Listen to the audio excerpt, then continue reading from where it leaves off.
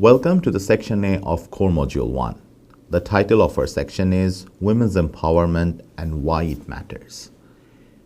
The key learning outcome of this section is, after going through our materials, you would be able to describe the key concepts of women's empowerment in relation to the 2015 Sustainable Development Goals. Let's first start this section by asking ourselves one very important but simple question. What does empowerment mean to us? If you are in a class setting, let's actually open up our pen and paper and start writing it, or we can just have a reflective moment within ourselves to ask this question. What do we actually mean by empowerment?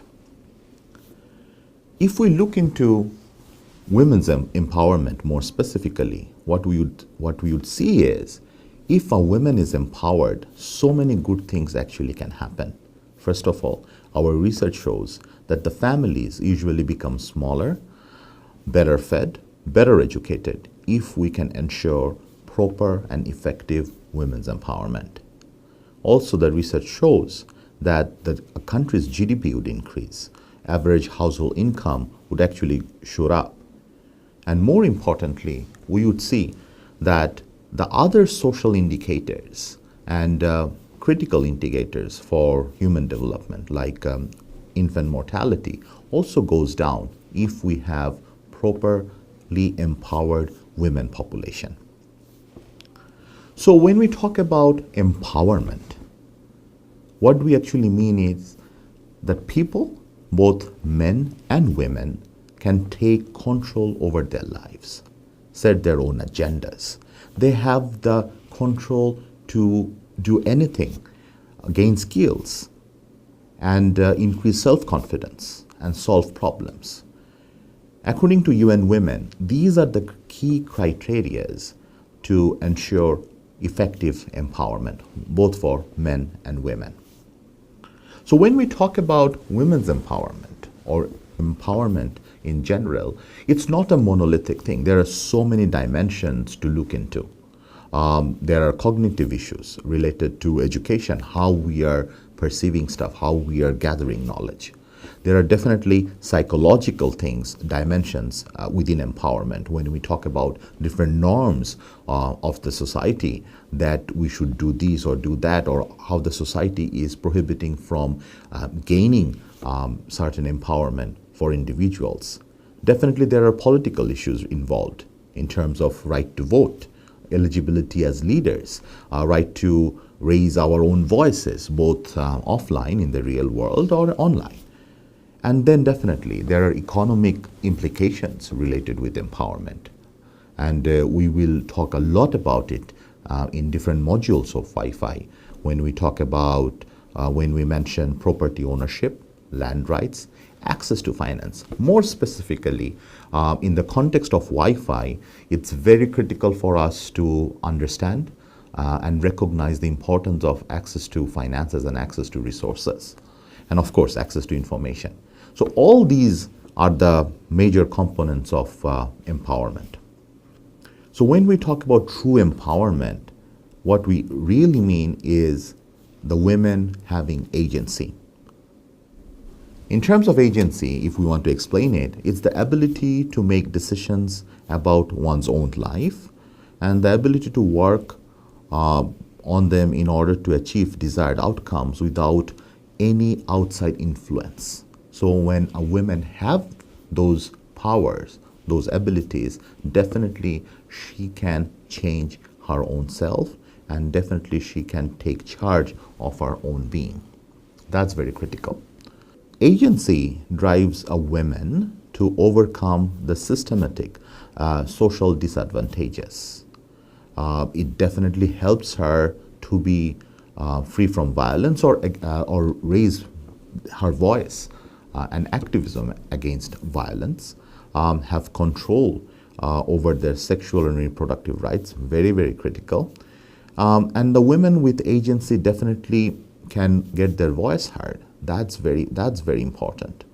And in the context of Wi-Fi, what is also critical is agency helps a woman with the ability to own and control financial resources. That's imperative when we are talking about empowerment through entrepreneurship and ICT. We'll talk further about this in the upcoming section. So there are many examples that we have used in this module to explain the different dimensions of women's empowerment. One such example is about this amazing women entrepreneur from Afghanistan, Ms. Atife Mansouri. She has a business with the saffron processing and exporting. But the beauty of her business is that she included the communities, the key stakeholders, both men and women from her community, to be a part of this venture and work together on this.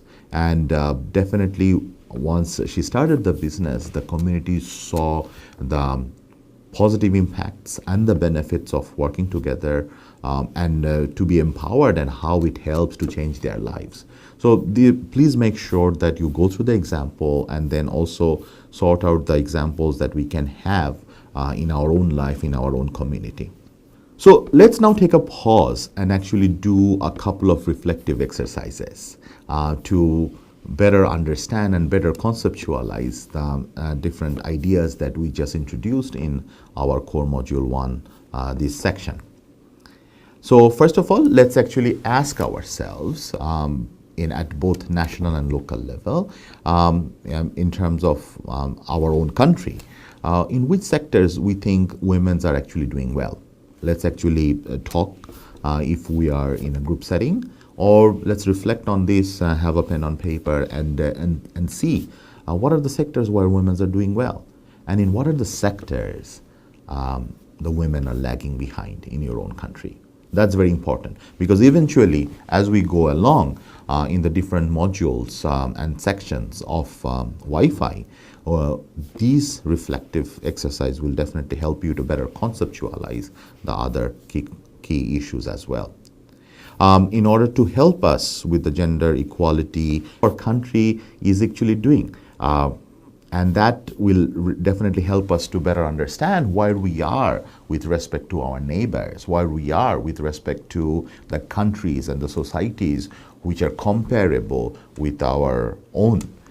That should definitely give us some better perspective and the things that we need to do and the things that we have done well.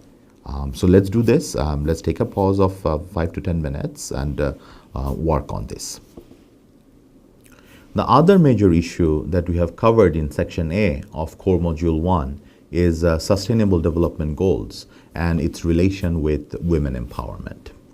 When we talk about Sustainable Development Goals, we know there are 17 specific ones and 169 agendas. That includes end of poverty, end of hunger, gender equality, proper education, and so many more critical issues related with proper human development. And all these are actually interrelated. So the goal is to, by 2030, to achieve this sustainable development.